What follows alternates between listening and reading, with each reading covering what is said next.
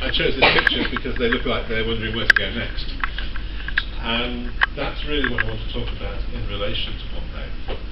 To some extent, that's what the whole series is partly about, these classes. And we're trying to say, well, let's look at where we go with the study of the place from now on. And you might think, and actually I should say, it is exactly, almost to the day, 20 years since I went to Pompeii first to explore what to do. So there was a moment of sort of looking back and reflection, and more of that later.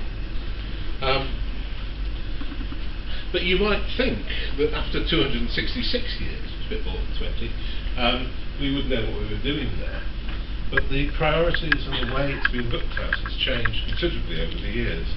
And you have to understand where we've come from in order to understand where we go next. So we go back to people clearing away fancy buildings in the 18th century in elegant excavation attire, which we don't quite aspire to these days, all for the sake of the king, and in those days Pompeii was controlled by the court of Naples. The badge is more recent, but it does underline the fact that the management and organisation of the site remains a high political issue in Italy. Again, more of that later, but we'll leave the king for the moment. From the early days of certainly random exploration, things started to get organised, and really with this man, Giuseppe Fiorelli, who was the first Italian with the unification of Italy, first Italian to be in charge of the site. He's usually regarded as most famous for inventing the casts, but he did lots of other things too, which were about producing a sort of modern perspective on the site. And one of the things he was responsible for is the creation of this. A court model that's now in Naples Museum at a scale of 1 to 100. And what people don't entirely realise is that it's accurate. And you see a detail on there, and again more of this later, because it's about recording the site. And there were various attempts at different times by our ancestors to do a documentation. And this was the most comprehensive, and in fact it is still the most comprehensive record we have of the remains in Pompeii. But most people don't realise it. In the period since Fiorelli, since that, through the late 19th and through the 20th century, there was still some clearance, and under Mussolini, with his money seeking a new Rome, there was a lot of more clearance in Pompeii. But there was also a pattern of international study, looking at the decoration, looking at the houses, systematising the study of wall paintings, for good or ill, and moving on through international people coming in and doing useful things, but not being central to the general study of the place. Things began to change more recently. They in fact significantly changed after the 1980 earthquake. An earthquake in southern Italy, which is remembered by Pompeianists as a place where there was a time when damage was done to the site. But actually, if you know properly, the earthquake epicentre was somewhat further south in Italy and actually killed 3,000 people, which is probably more important. For Pompeianists, it's a damage to the site. And in the aftermath of that, there were various projects to try and say, well, we ought to improve our documentation. And particularly there was a series of German-inspired studies of major houses, which produced excellently detailed documentation of the decoration and layout of those big houses. But there were just a dozen. And there was also a study by a British team, led by Roger Lane from Manchester, which investigated a whole block, the block of the house of the Menanda, which meant it was one big house, but he also looked at the smaller properties around. So this approach, which moved beyond the elite house to look at a broader spectrum, was really the brainchild of the man behind that project in the first place, of John Lord Perkins. But crucially, Roger Ling wasn't allowed to excavate below the surface. So although he was trying to understand the sequence and the development of the block, and which he succeeded in doing as far as he could, he was never allowed to dig. But after that, things started to change. In fact, when I first went, I approached the Italian authorities and said, I think the appropriate approach is to say, what can we do to help? We have some resources. How do we actually contribute to the place?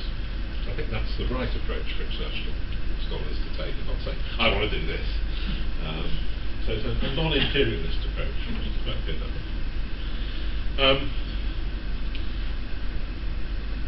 But it was about trying to understand and contribute and record. And in fact, after our first season, in 1994, when we just did basically an exploratory approach, the then Superintendente said to us at the end of the season, I had various ideas about what we might do. And he said, why don't you dig? I said, thank you very much. And off we went. And we then dug for 12 seasons. And here you see one season with quite a lot of people in hard hats. There isn't a picture in this lecture of the full extent. As Barry certainly will know from later seasons, it got up to about 120 in the end, so it's a pretty big operation. But what came about then was a phase of excavation which began in the mid-90s, below the 79 surface. And in the early days of that, in a volume, in the afterword really, of a volume of papers that I co-edited, Steve Dyson, the leading American classical archaeologist, said, well, maybe we're heading for a new golden age in terms of Pompeii. And actually he was right. When this was published in 1997, we'd only really just kicked off. But by another decade on from that, this was, I think, pretty much true. What he identifies is several important components to this.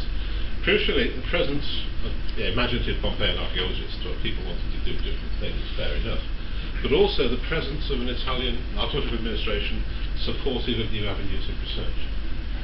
And through the 90s, we benefited from the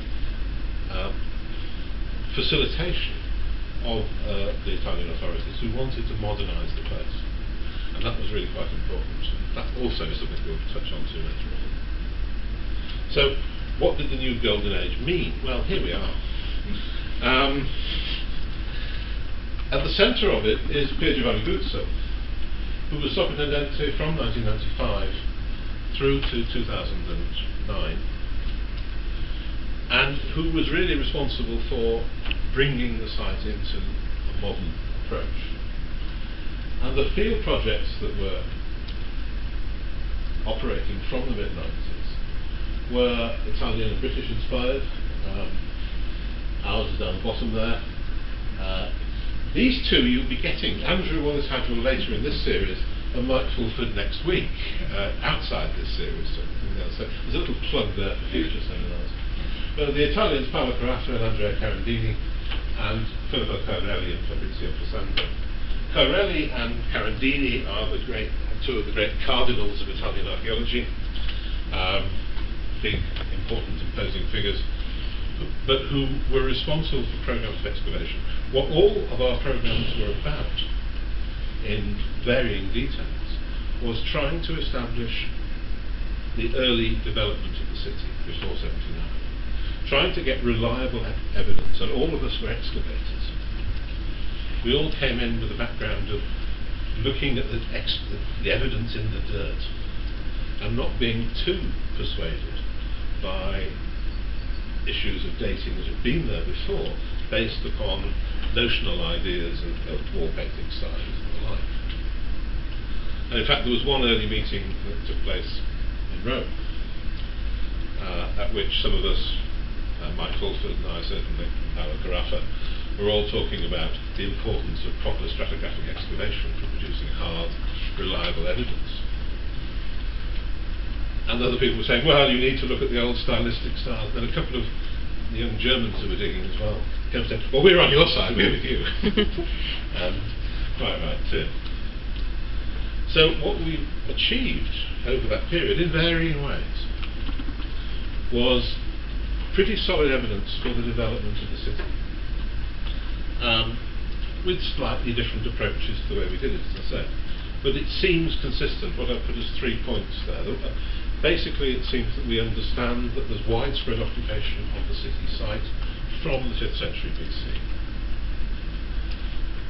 gradually gathering pace, continuing on for a while, but that by sometime around the end of the 3rd century BC, there is actually a replanning of the site, and most of the street system that we recognise today and the plot divisions that we recognise today go back to that reorganisation, in which previous buildings were knocked down, some plots were reallocated and things like that. So there is an important hiatus in the development of the city at a new stage happening around that time, and that framework continues from then on, right through up to the destruction. And that the dense urban occupation intensifies on up through the imperial period up to 79. So we now have a framework, and it's quite a relief that other projects actually came up with the same sort of chronologies as well. There was an occasion when one of Corelli's trenches was across the street, all of 2 metres away from where we were digging. And there was that moment of saying, well, what's the dating of those buildings? And thankfully, we came up with the same sort of dates. We were consistent, which you don't want to get into a big row over that sort of thing at that stage. So what we've done is create large sets of finds of all sorts. That in itself also creates storage problems. One of the sets of finds was large numbers of coins, and a plug again for a later contribution to this series from Richard Hobbs at the British Museum, who studied the coins from our excavations and has now published an account of that.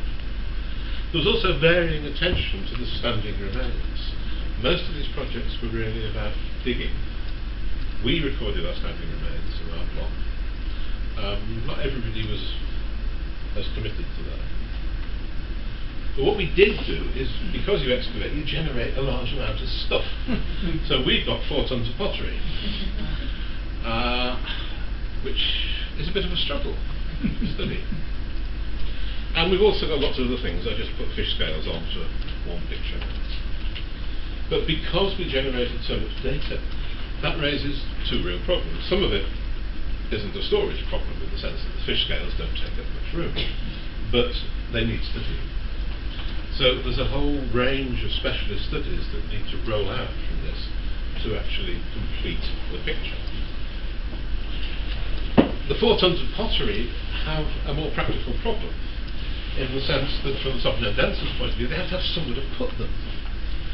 And in more recent years, they started to say, well, if you want to dig, you've got to make some contribution towards storage of this stuff, which is not unreasonable, but there's quite a big expense. Because they'd never really had this sort of problem before. So one of the unforeseen consequences of these big excavations was a lot of finds. And that's a problem for the future as well. And it's one of the contributory reasons why it's probably not appropriate to have these big excavation projects in the next stage. That we're looking at where do we go now, but we really need to consolidate our picture of what we've understood over the last 10, 15 years or so, and move on to the new approaches. And in understanding that, we have to look at the site as they're a very public monument. These are a collection of visitor figures. Herculaneum bounces along the bottom there, with somewhere 300,000 or so people a year. Pompeii fluctuates between 2 million and 2.5 million or so over the years. There was a piece in the Italian papers the other day saying it's the 3rd most popular site in Italy and has overtaken the Uffizi. So it's getting an awful lot of people. This means that one side of Pompeii is showbiz. It's the tourist side. And that has to be managed. That's part of the game. And so we have outside the site a semi-managed landscape of stalls. I don't say who they're managed by. Sorry. Offering not very good guidebooks in multiple languages, and tea towels as well, of course. One of the questions that many of us have queried is that despite the 2.5 million visitors, the Sopranense is really rubbish at getting extra money from the visitors in terms of sales. The sales take-up that could be generated from, if they manage it themselves, could be quite considerable, but they don't do that.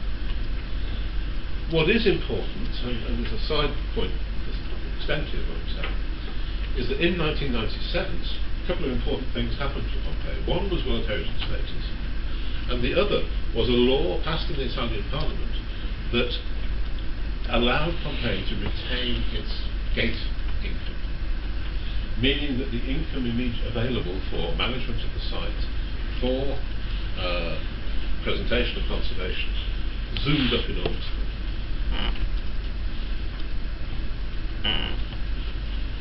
Which is really good. And Guzzo did actually manage to put lots of things in that area, which moved things on, audio guides, better signposting around the site, all sorts of stuff like that, as well as lots of conservation. But communicating with the public is important. Here's a site which for a lot of people represents the ancient world. If you want to find out about it, well, you can ask a digger, if there happens to be one there. And we tried to communicate wherever we could with people passing by. But for those people who do go through the site, this is a very direct experience of antiquity. Here you are looking at the houses of people who lived 2,000 years ago, and the streets they walked on.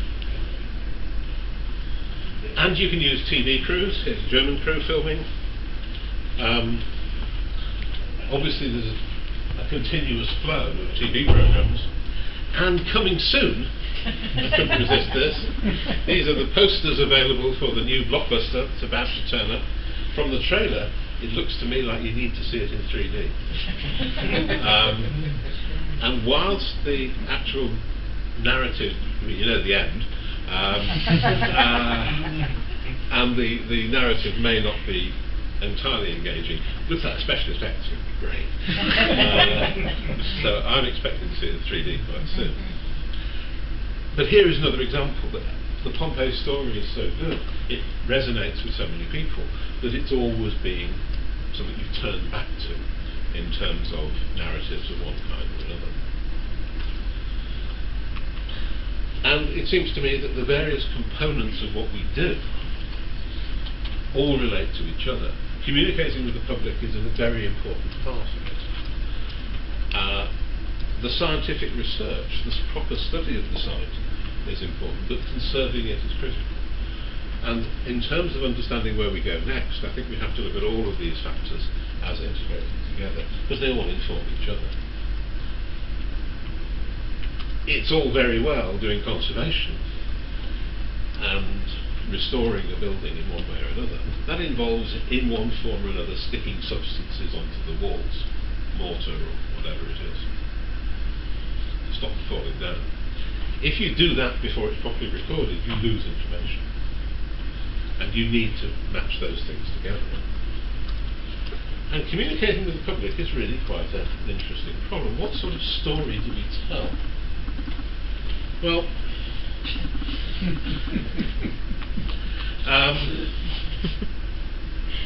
these are, I can't remember which nationality those tourists were, but, people heading to the brothel anyway, where there's usually a large queue. There are also sometimes signs. This is a more recent attempt at signs, which wasn't very satisfactory, but it was put up recently. Some of you will know that the average stay inside Pompeii of that 2 million plus people is about 2 hours, which isn't long enough to see very much. I can explain why it's 2 hours, but I won't bother with it now. It's about 2 hours for most people. And what they see is a very limited picture. they see the forum, they see the brothel, they see a couple of other buildings, a few casts, and off they go for a drink because they're really hot and thirsty. So the story that you get if you visit Pompeii is a pretty brief one in most cases. Does it matter? Well, not especially, as long as people, in my view, as long as people go away happy and say, that was really good, then that's fine. And some people can do more. But what it means, one of the problems at Pompeii is that although our modern research is changing ideas in various ways and adding new bits of data in all sorts of styles, the attention span of the normal visitor and the person looking at it is pretty short. And I want to see these things, it's the central bit. And that guts of that story, whether it's elaborated into a 3D movie or just a 2-hour visit, is maybe enough for a lot of people. And therefore a lot of the research doesn't affect much what people get told, certainly if you listen to a guide. And this famous image of the baker and his wife perhaps symbolises that in a way. Here they are on their way into the British Museum,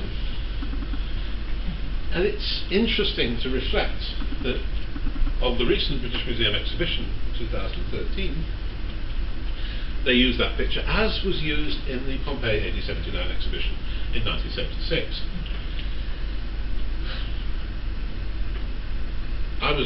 I'm old enough to have seen that exhibition. I still have the catalogue.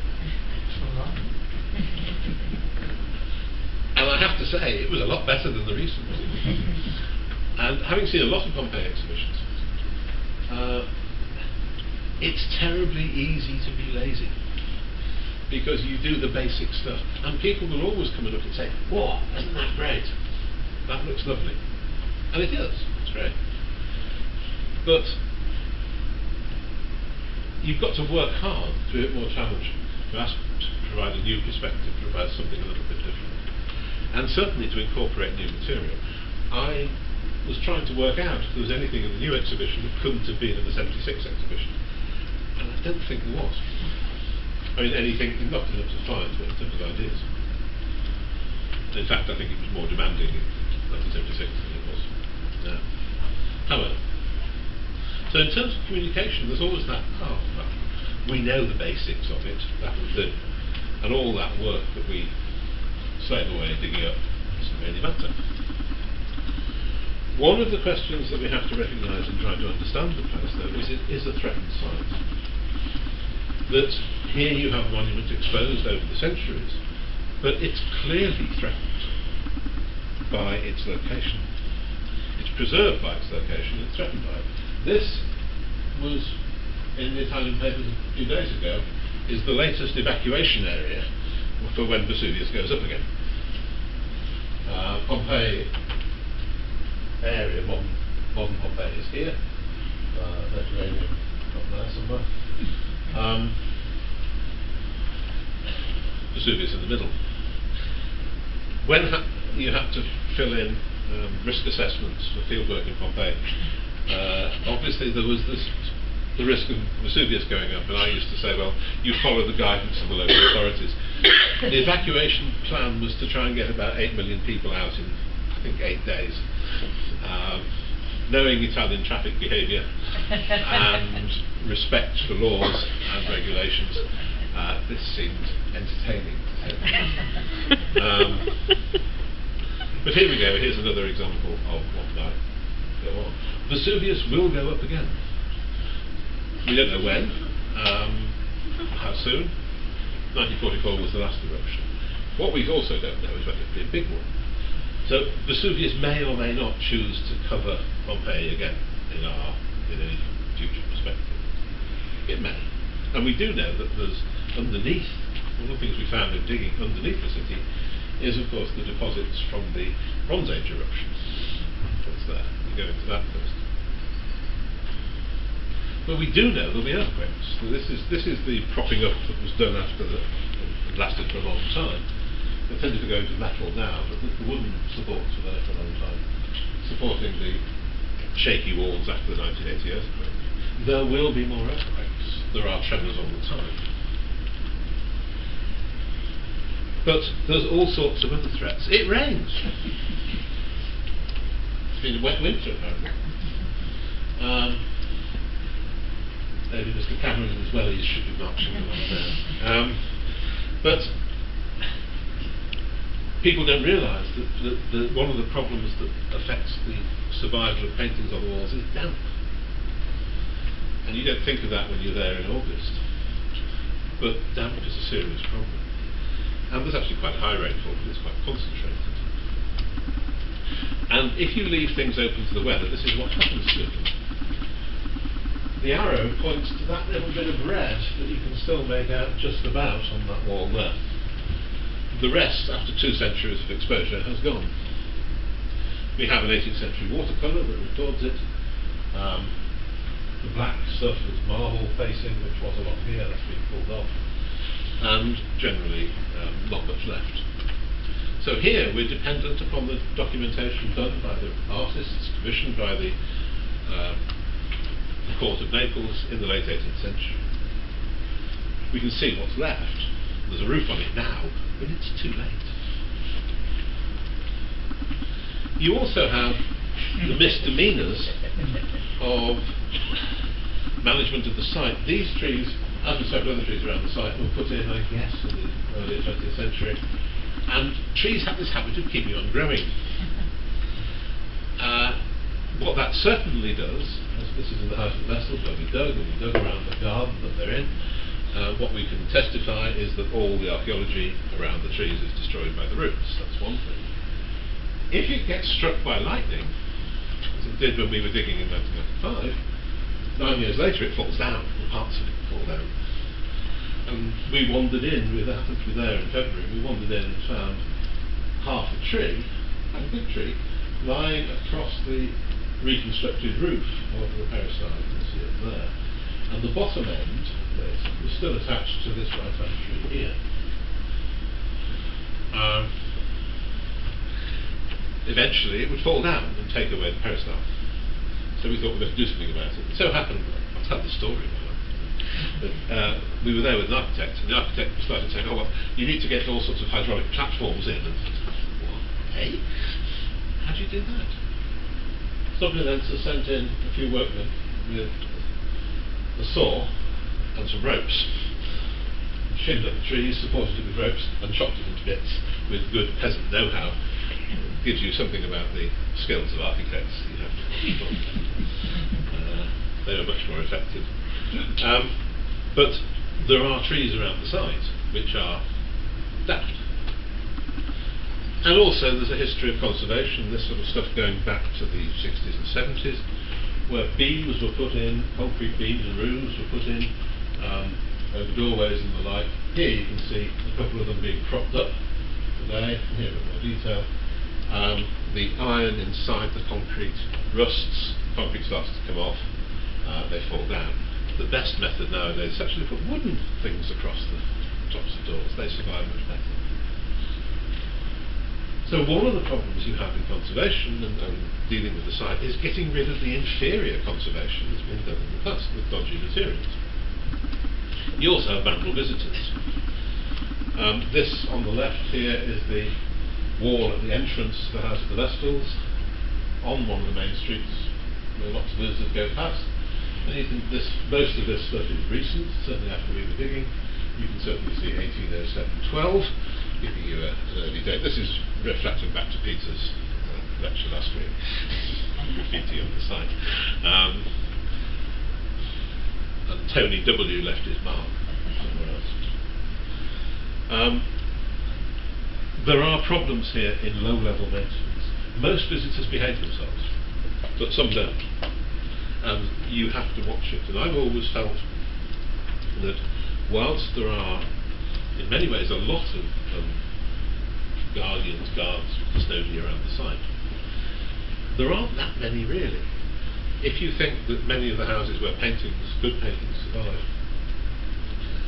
if they were in an art gallery they'd have somebody sitting on a chair with their arms folded watching you every movement. There, if you're lucky, you have a guy looking after a house and they're not watching individual bits.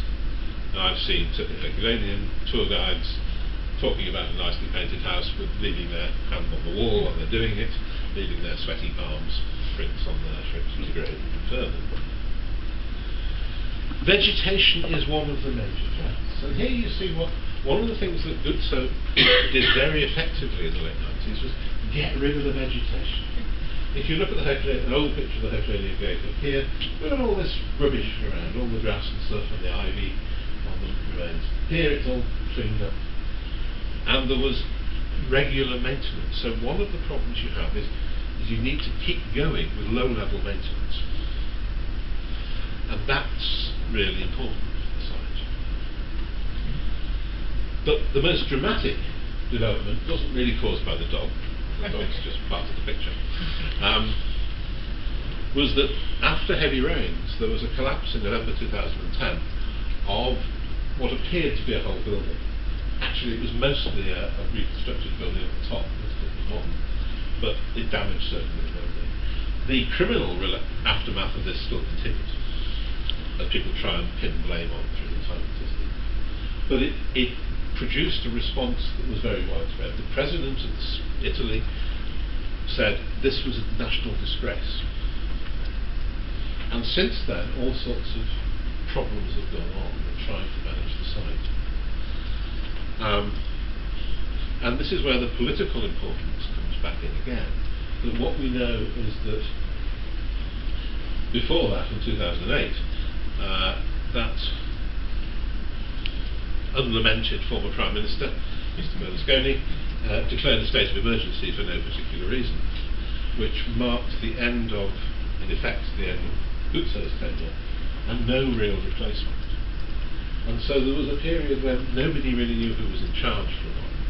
And one of the problems about the site is the need for good governance. And what we've seen since is a whole series of stories about, both of these are clipped from some newspaper stories, bits of collapse, and those who know Pompeii know that down the back streets there's loads of bits of collapse, because things keep falling down. But most of them aren't that important, and they can be managed to some extent. But also lots of areas closed off like that. Partly because the Italian authorities are really scared of it falling on somebody, or somebody spotting it as well. So they became very careful about it. But there has been conservation. And you see various attempts here, some higher level than others, people squirting things in behind pasta, people sloshing water on in a rather less high-tech way. But both necessary in different areas.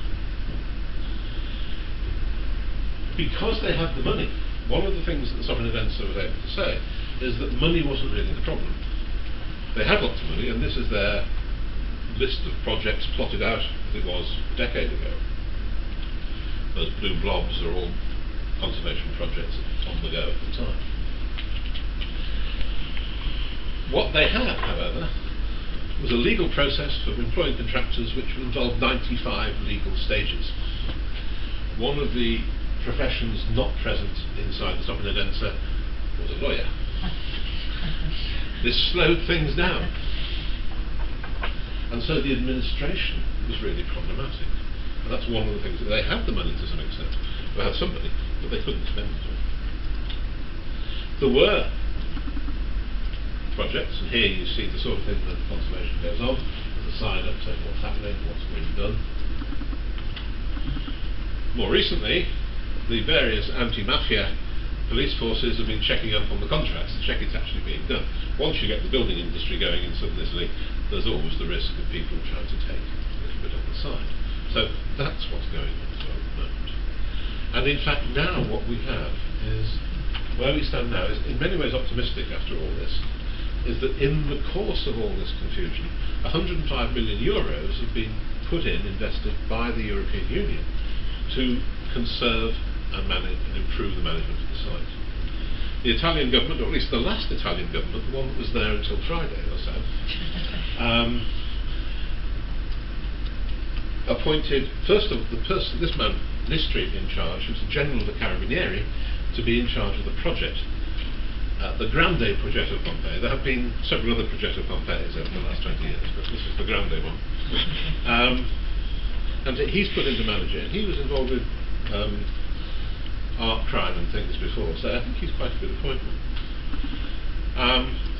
And we now have a new superintendent, probably, appointed, here's an history with the Minister of Culture until, well, possibly still now, but about to be changed, Massimo Gray.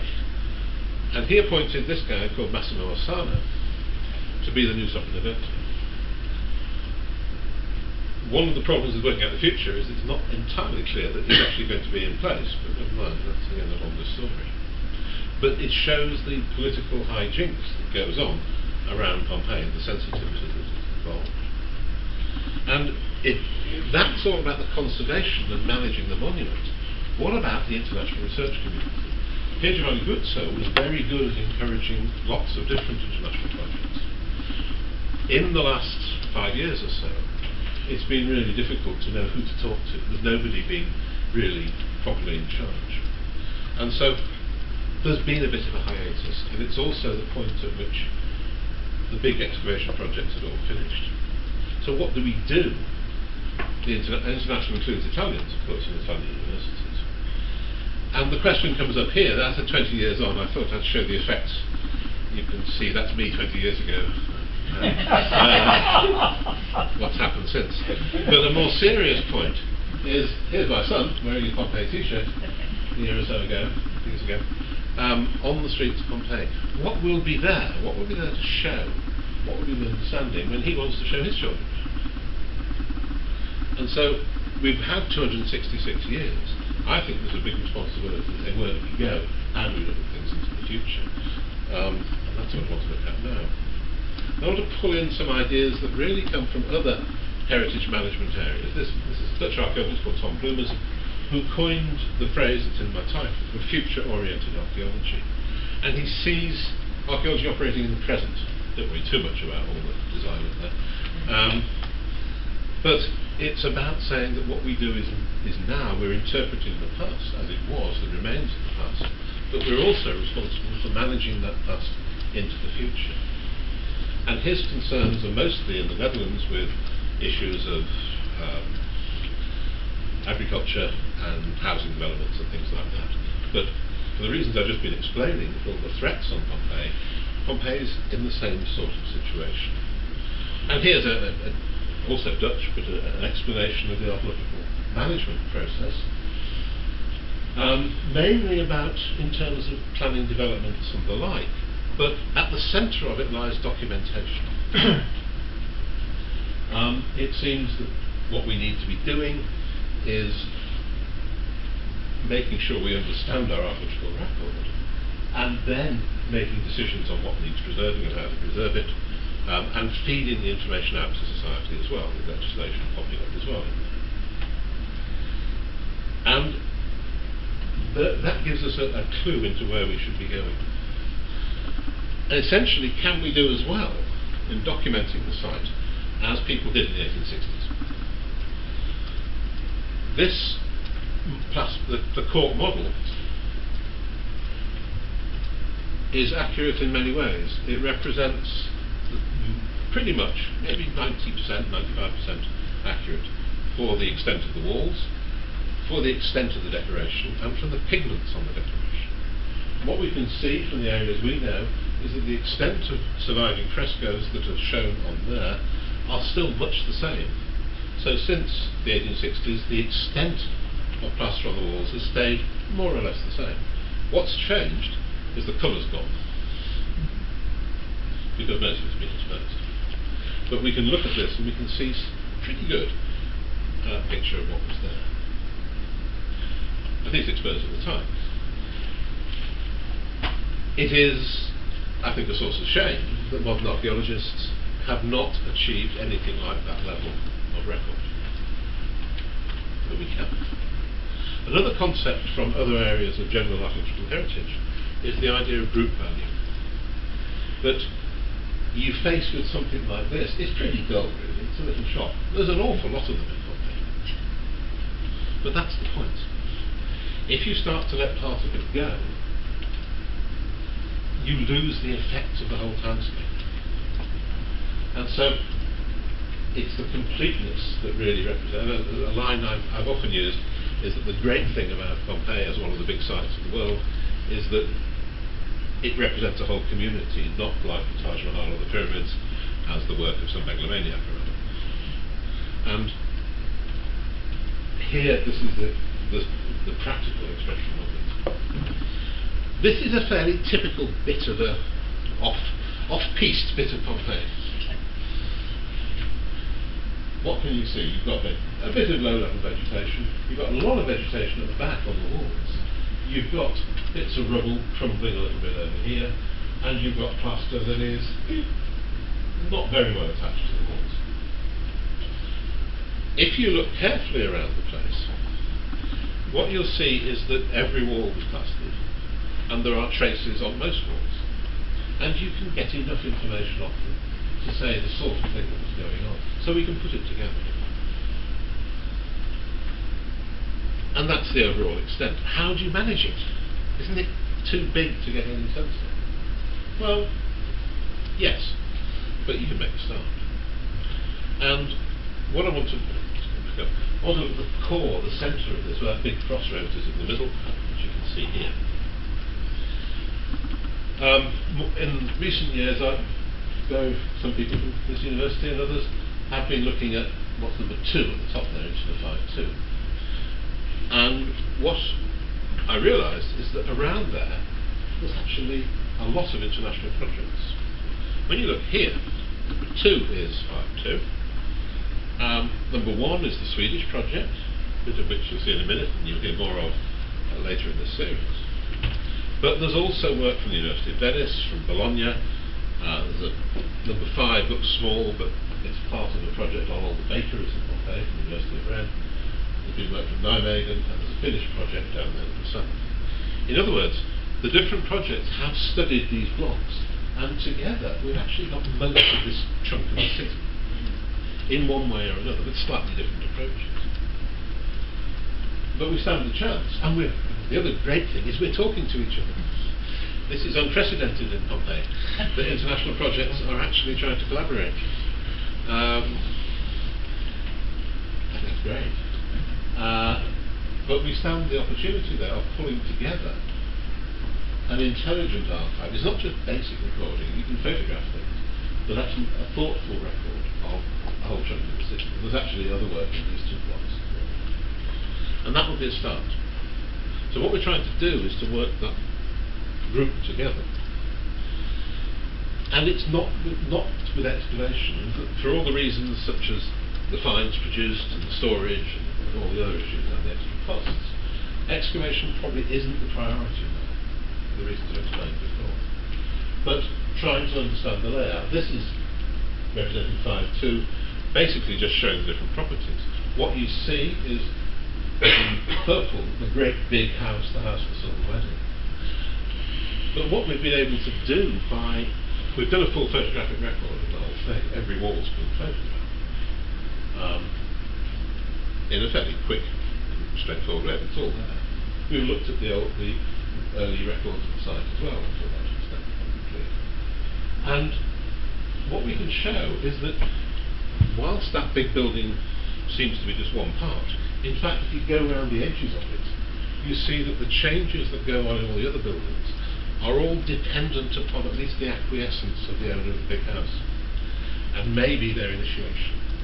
In other words, they control the properties around. They are, as you'd expect, the big boss.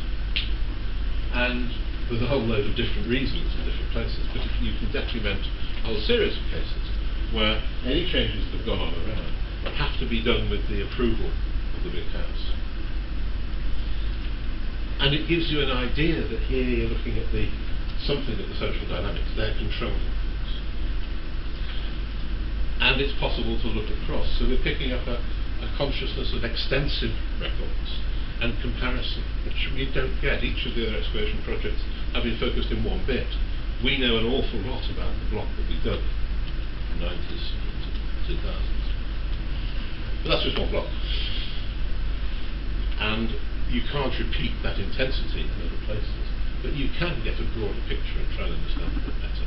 And this sort of thing, just by clearing the floor, recording things There's a down. We have Barry Hobson is also here. We also say about Roman toilets. He's the man to ask. And there's a downpipe just for him. But sometimes you have within this block some quite good stuff, surviving, more or less in its way. But there's enough there to record the painting and the decoration in that room. And you see groups like this. Here's a couple of bars together and some sort of other festivities going in the background. What's interesting is that that's on the left here. If you look across the street, you see that in the building line, this bit sticks out and it matches across the street. Don't quite know what it means, but it's interesting. It's starting to get patterns when you start to look across. Are they both sticking out for some reason? They're affecting the landscape. And you can start to get information together like that. So there's a taste of where we can go with that. More stuff inside there. Some better preserved, tucked away in the back, some a bit overgrown. What the Swedish project has done, and I've pinched a few things from theirs, they're about to publish an online publication, they've managed to start exploiting new technologies. And the new technology is speeding along and getting cheaper and quicker all the time for 3D laser scanning. And this is one of the houses within their block in 251. And as you see it here, as it's recorded, a bit more there. That's not for a photograph, that's from a survey, but it's an accurate survey and produces a photograph image as well. And I'm sure you'll see more of this sort of thing from Marie Leanne later on. But here is a basic scan of parts of the interior of the house. That's a sort of photographic version up there. Here's what it might have looked like. And there's a sort of hybrid version there. So the technologies, in terms of actual data gathering on site, can be done quickly. They did half that block in a week, which is incredibly rapid. But what you're getting here is not just the basic recording of the photographic survey dimensions. What you have to do is start to go along and look in more detail at the funny little bits that tell you the story, to think about it and put the added value on. And this is the start of that, but we need a bit more. They also have in Lund, which they won't be bringing over, a virtual reality cave where you can walk inside the house and be moved around from room to room and through walls as well if you feel like it. So it's fantastic. It's not quite clear what you do with it. It's a great trick. But if that's virtual reality, here is the surviving reality. This is a back building, nice little terrarium surviving, and lots of routine vegetation. As far as I'm aware, this has never been recorded, apart from that photograph. If we want to maintain the site, we have to adjust to that and change our perspective from the detailed excavation material and trying to tell that narrative into trying to get a sense of record. There will be new and unexpected bits of information and understanding of the city coming from that broad recovery. And that's, I think, where we need to move next. So that's the sort of future orientation. It's meshing it in, though, crucially, into what the Italian authorities want. And what's holding back at the moment is getting some sense from the organisation there. If we don't, we'll end up with this. This is a more dramatic obliteration. What happened at the back is what the Finnish project is working on, not because of the Finns, but because of the American Air Force in 1943. If you walk across that, you'll find little tiny fragments of brick and tile and pottery, because it had a bomb on it. That's a more dramatic obliteration, but we want to avoid that.